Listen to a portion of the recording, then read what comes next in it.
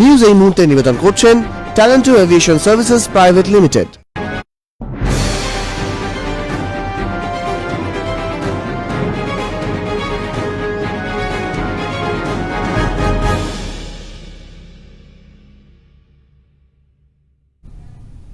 নমস্কার, আরো এই নিউজে আপনাদের সকলকে স্বাগত। নিউজ এই মুহূর্তে নিয়ে আমি রায় রয়েছি আপনাদের সঙ্গে। বিস্তারিত খবরে যাব।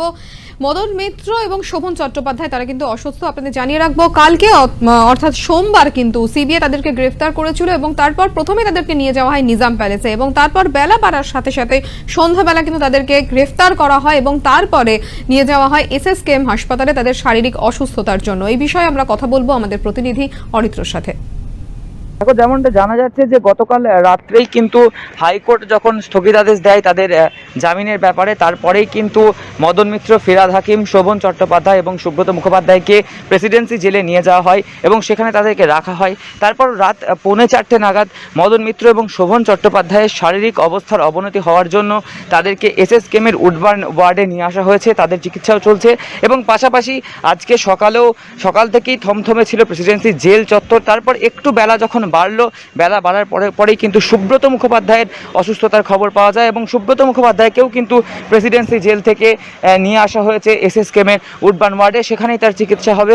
আপাতত এখনো পর্যন্ত যেটুকুনি খবর পাওয়া যাচ্ছে যে SSKM হাসপাতালে মদন মিত্র, শোভন চট্টোপাধ্যায় এবং সুব্রত মুখোপাধ্যায় তিনজনেরই চিকিৎসা এখানে চলছে। একমাত্র প্রেসিডেন্সি জেলে রয়েছেন ফিরহাদ হাকিম। ধন্যবাদ অরিত্র, আমাদের সঙ্গে ছিলেন আমাদের প্রতিনিধি অরিত্র। আসবো পরের খবরে। অসুস্থ বোধ করছিলেন মদন মিত্র এবং শোভন চট্টোপাধ্যায় এবং তাদেরকে কিন্তু নিয়ে আসা হয়েছে চিকিৎসার জন্য এবং তাদেরকে SSKM হাসপাতালের উডবার্ন ওয়ার্ডে কিন্তু ভর্তি করা হয়েছে এবং দুজনেরই শ্বাসকষ্টজনিত সমস্যায় তারা রয়েছে এবং তাদের মধ্যে মদন মিত্রকে অক্সিজেন সাপোর্টে রাখা হয়েছে। সকাল থেকেই থমথমে আলিপুরের প্রেসিডেন্সি জেল চত্বর। কলকাতা পুলিশের আধিকারিকেরা কার্যত নিরাপত্তার চাদরে মুড়ে রেখেছেন গোটা এলাকা।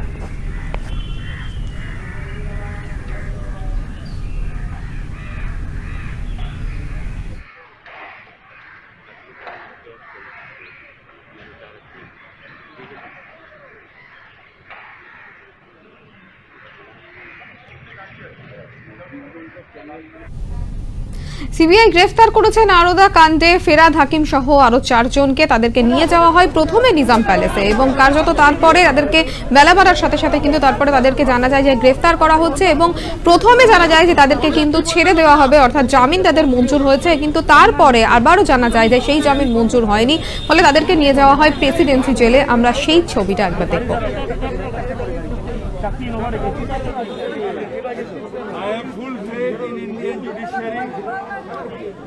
এবং আইনের মধ্যে দিয়ে আমরা মুক্তি পাবো। বিজেপি সব কিনে নিতে পারে, সিবিআই, ইডি সব। এরপরে হয়তো ইডি দিয়ে আমাদের কেস করাবে, হ্যারাস করবে, কিন্তু জুডিশিয়ারি মুখ বন্ধ করে থাকবে। জুডিশিয়ারির মধ্যে দিয়ে আমরা ন্যায় বিচার পাবো। অন্যায় হই হই হতে পারে, পপুলার হওয়াটা কোনো অন্যায় নয়। আমি পপুলার, হাজার হাজার লোক আমার জন্য এসেছে, কিন্তু আমি আমার সহযোগিতা করিনি, আমি ভালো ব্যবহার করিনি। আমি আমার জামিনের অধিকার কেন বঞ্চিত হলো? Why my is denied? For the sake of others, why I have been convicted? একই অভিযোগে অভিযুক্ত শুভেন্দু অধিকারী, তাদের তো কিছু করা হলো না। সেটা ওরা আমি আপনি কোভিড নিয়ে তো কাজ করছিলেন, এবার আপনি কলকাতা পুরসভার 3 ঘন্টা ডিটেইন আমাকে অ্যাপয়েন্টই করা হয়েছিল কোভিডের লড়াইয়ের জন্য। আমাকে অ্যাপয়েন্টই করা হয়েছিল board of administrative chairman Covid পরিস্থিতিকে মোকাবিলা করার জন্য। শ্মশানে যাতে সুষ্ঠুভাবে মরদেহ পড়ায়, ভ্যাকসিনেশন ঠিক করে হয়, টেস্টিং ঠিক করে হয় এবং তারপরে চারিদিকে যাতে স্টেরিলাইজেশন মানে আমাদের স্যানিটাইজেশন ঠিক করে হয়, এর জন্য আমায় অ্যাপয়েন্ট করা হয়েছে। আসবো পরের খবরে। বেল পাওয়ার পরেও কেন 3 ঘন্টা বাবাকে আটকে রাখা হলো? তাহলে সিবিআই কি জানতো হাইকোর্ট কি রায় দেবে? এরকমই মন্তব্য করলো প্রিয়দর্শিনী হাকিম। নমস্কার, আমি প্রিয়দর্শিনী হাকিম। আমি ফিরহাদ হাকিমের বড় কন্যা। আমি আজকে মিডিয়াকে বলছি, কারণ আমার সত্যি আর মানে আমি as a citizen of India, আপনি যদি আমার ফেসবুকও দেখেন, আমি লিখেছিলাম জাস্টিস প্রিভেলস। যখন আমার বাবা বেল পেয়েছিল আমি লিখেছিলাম জাস্টিস প্রিভেলস, কারণ I as a citizen of India I believe in the jurisdiction of our country. কিন্তু খুব অদ্ভুতভাবে যে বেল হয়ে গেল, হ্যাঁ আমরা খবর পেয়ে গেলাম বেল হয়ে গেল, বেলের কপি চলে এলো, তারপরে তখন ইন্টারনেটে 6টায় বেরিয়েছে, আমার হাতে 8টায় এসছে। হ্যাঁ, বাট 6টার সময় ইন্টারনেট ইট ওয়াজ অ্যাভেলেবল। তো 8টার থেকে আমরা যখন গিয়ে লয়ার বলছে যে বেলটা দিন, ওরা বলছে না না 15 মিনিট রুকিয়ে, হামকো সেন্টার সে ফোন আ রা, আমার সামনে সেন্টার সে ফোন আসছে, আচ্ছা হাম দেখ রায় করছে। তারপরে হঠাৎ করে বলছে যে আপনারকে না, এখন আপনি বসুন বসুন বসুন বসুন করে আমাদের আটকে রাখলো। তারপরে হাইকোর্ট থেকে একটা পুরো ভুল, আচ্ছা আপনারা তো মমতা ব্যানার্জি কখন বসে ধর্ণা দিয়েছে রাস্তায়? আপনারা তো সবাই নিউজ মিডিয়া চ্যানেলে কেউ দেখেছেন মমতা ব্যানার্জিকে রাস্তায় বসে ধর্ণা দিতে আর লোককে প্রবাহিত করতে? আমি তো দেখিনি। হাইকোর্টে আপনাদের লয়ার অ্যাপিয়ার করতে হাইকোর্টে আমাদের লয়ার অ্যাপিয়ার করেনি। হাউ ক্যান হাইকোর্টে they have given a stay on our বেলটা ক্যান্সেল করে দিল যখন আমাদের লয়ার হাইকোর্ট জানেনি নি? আর ওনারা কি করে যদি 6টায় বেল দিয়ে দিয়েছে বা 8টায় ধরুন ফিজিক্যাল কপি, 8টায় তো আমাদের রিলিজ করে দেওয়া উচিত। যদি 12-11টার সময় আবার যদি 3 ঘন্টা পরে আবার হাইকোর্টই যদি রিলিজটা ক্যান্সেল করে দিয়ে আবার 11টায় রিয়াল অ্যারেস্ট করতো, কিন্তু ওই 3 ঘন্টা সিবিআই কি করে জানতো যে আমাদের ক্যান্সেল হয়ে যাবে স্টে অর্ডার? আমি সেটা জানতে চাই যে হাউ ডিড দে নো कि ওই 3 ঘন্টা বসিয়ে রাখো কারণ স্টে অর্ডার ক্যান্সেল হয়ে যাবে। So what happened that 3-4 hours was completely illegal. And I am also requesting the people of Bengal, people of Kolkata, কে আপনারা সবাই প্লিজ কাম থাকুন, কারণ আমাদের বাংলাকে ওরা ভোটে জিততে পারেনি। He is like a Modiji and Amit Shah আমাদের বাংলাকে ভোট দিয়ে নিতে পারেনি না, ওরা প্রেসিডেন্সিয়াল রুল করে নেবে, ওরা বাংলাটাকে জ্বালিয়ে প্রেসিডেন্সিয়াল রুল করে নেবে। তাই জন্য আমাদের সবাইকে শান্ত থাকতে হবে। আপনারা প্লিজ শান্ত থাকুন, চুপচাপ থাকুন, কেসটাকে ঠিকভাবে হতে দিন, কারণ ওরা আমাদের যে ইমোশনটাকে ইউজ করবে আমাদের এগেনস্টে। আমরা বাঙালিরা ইমোশনাল, তো আমাদের ইমোশনটা ইউজ করবে। রাজ্যে করোনার গ্রাফ একেবারেই ঊর্ধ্বমুখী, দিন দিন বাড়ছে করোনা আক্রান্তের সংখ্যা, মৃতের সংখ্যাও কিন্তু খুব একটা কম নয়। আর ঠিক এই কারণে ভার্চুয়াল মিটিং করলেন প্রধানমন্ত্রী নরেন্দ্র মোদী।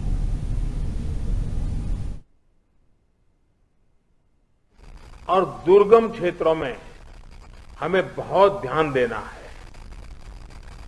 इसमें फील्ड में बिताया हुआ आप सभी का अनुभव और आपकी कुशलता ये बहुत काम आने वाली है।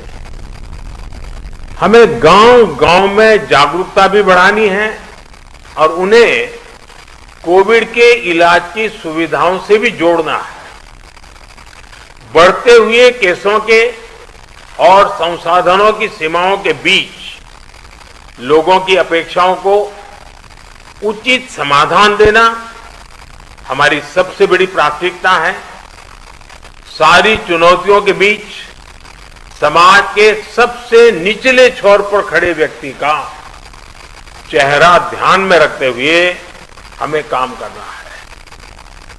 उसका कष्ट दूर हो, उसको मदद मिले, हमें ऐसी व्यवस्थाओं को और मजबूत करना है।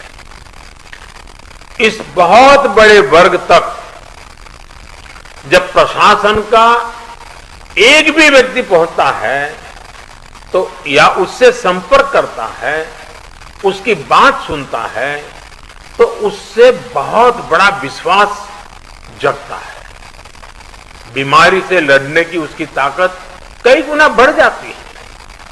जैसे हम देखते हैं जब होम आइसोलेशन में रह रहे परिवार के पास प्रशासन के लोग ऑक्सीमीटर लेकर जाते हैं, दवाएं लेकर जाते हैं, तो उसकी खोज खबर लेते हैं, तो उस परिवार को संबल मिलता है कि हम अकेले नहीं हैं। साथियों, कोविड के अलावा आपको अपने जिले के हर एक नागरिक की ईज ऑफ लिविंग का भी ध्यान रखना है। हमें संक्रमण को भी रोकना है और दैनिक जीवन से जुड़ी जरूरी सप्लाई को भी बेरोक टोक चलाना है। इसलिए स्थानीय स्तर पर कंटेनमेंट के लिए जो भी गाइडलाइंस जारी की गई है, उनका पालन कराते समय इस पर भी गौर करना है कि गरीब को परेशानी कम से कम हो, किसी भी नागरिक को परेशानी ना हो। साथियों, पीएम केयर्स के माध्यम से देश के हर जिले के अस्पतालों में ऑक्सीजन प्लांट लगाने पर तेजी से काम किया जा रहा है। कई अस्पतालों में ये प्लांट काम करना शुरू भी कर, जैसे अभी चंडीगढ़ का हमने सुना, कितना बेनिफिट हुआ उनको।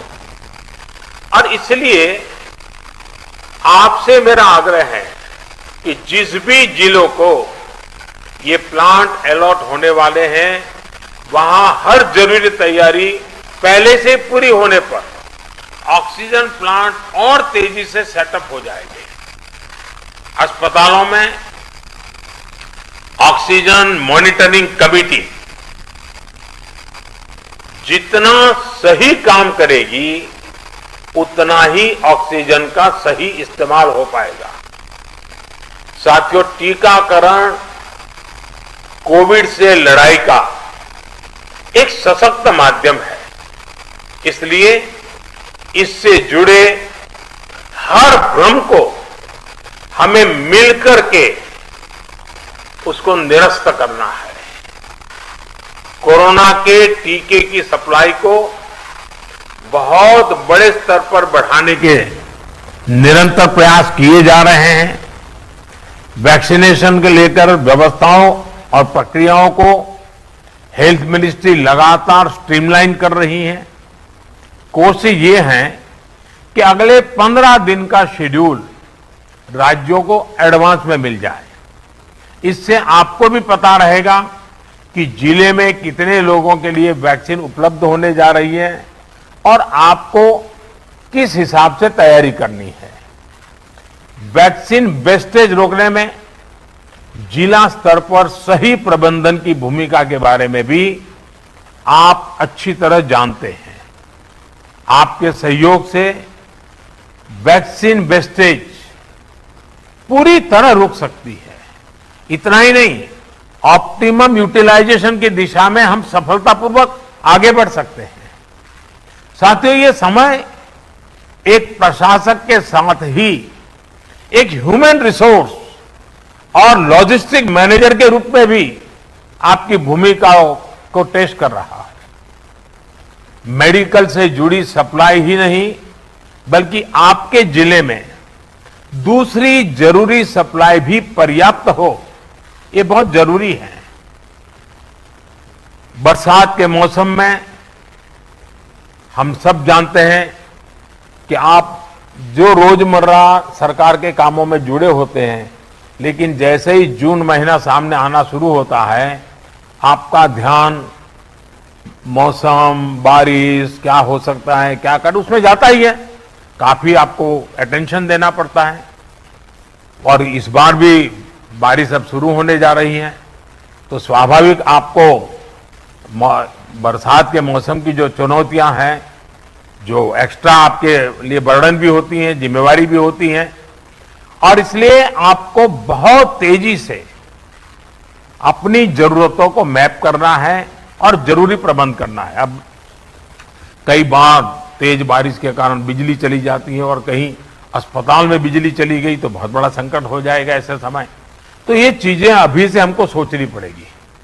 चुनौती बड़ी है, लेकिन हमारा हौसला उससे भी बड़ा है और हमारा रिस्पॉन्स न भूतो न भविष्यति, ऐसा ही होना चाहिए। इसी हौसले और संकलन के साथ, इसी इरादे और संकल्प के साथ हम देश को इस संकट से बाहर निकालेंगे। अभी कोरोना के खिलाफ आपको जो अनुभव मिलेंगे, वो भविष्य में भी आपके भी और देश के भी बहुत काम आने वाले हैं। इन अनुभवों का सही इस्तेमाल करके आप आगे भी देश की बड़ी सेवा कर सकते हैं। मुझे विश्वास है कि आपके सहयोग से आपके कुशल नेतृत्व से, आपके कुशल प्रबंधन से भारत कोरोना के खिलाफ इस लड़ाई में मजबूती से आगे बढ़ेगा। मुझे खुशी है कि आज सभी जो राज्य इस मीटिंग में हैं, उनके सभी माननीय मुख्यमंत्रियों ने भी समय निकाला। जब कार्यक्रम की रचना कर रहे थे तब लग रहा था कि मुख्यमंत्रियों का समय इसमें व्यस्त करने की जरूरत नहीं है, क्योंकि जिले के लोगों से बात करना है वो तो जानते ही थे। लेकिन फिर भी इस विषय के प्रति गंभीरता को लेकर के, संवेदनशीलता को लेकर के मुख्यमंत्री भी इसमें जुड़े हैं, ये बहुत ही स्वागत योग्य है। मैं सभी आदरणीय मुख्यमंत्रियों का भी हृदय से आभार व्यक्त करता हूं और मुख्यमंत्री जी के मार्गदर्शन में आपकी जिले की सारी टीमें एक विश्वास के साथ, संकल्प के साथ एक एक गांव को कोरोना से बचाना है, इस मंत्र को लेकर के आप आगे बढ़ें और तेजी से रिकवरी रेट बढ़े, तेजी से पॉजिटिव केसों की संख्या बढ़े, तेजी से टेस्ट ज्यादा हो। इन सभी बातों पर बल देते हुए हम सफलता की दिशा में एक भी प्रयास न छोड़े, एक भी प्रयोग न छोड़े। मुझे विश्वास है कि जो आपसे सुना है उसमें एक आत्मविश्वास भी है, अनुभव भी है, नए नए तौर तरीके भी हैं। ये सारी चीजें अपने आप में बहुत बड़ा विश्वास पैदा करती है। मैं फिर एक बार आप सबका बहुत बहुत धन्यवाद करता हूं और बहुत बड़ा काम है, फील्ड में रहना है। आपके स्वास्थ्य का भी जरूर ख्याल रखिए, अपने परिवारजनों के स्वास्थ्य का भी ख्याल रखिए और आप जिस क्षेत्र को संभाल रहे हैं वहां के एक एक नागरिक के स्वास्थ्य को बनाए रखने में आपका नेतृत्व काम आए, इसी अपेक्षा के साथ बहुत बहुत धन्यवाद, बहुत बहुत शुभकामनाएं।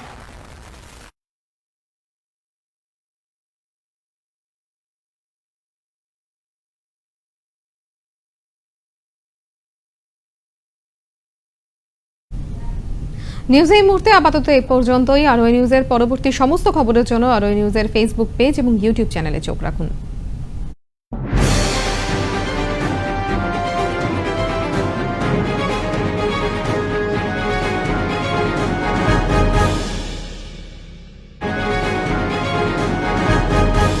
নিউজ এই মুহূর্তে নিবেদন করলেন ট্যালেন্টো এভিয়েশন সার্ভিসেস প্রাইভেট লিমিটেড।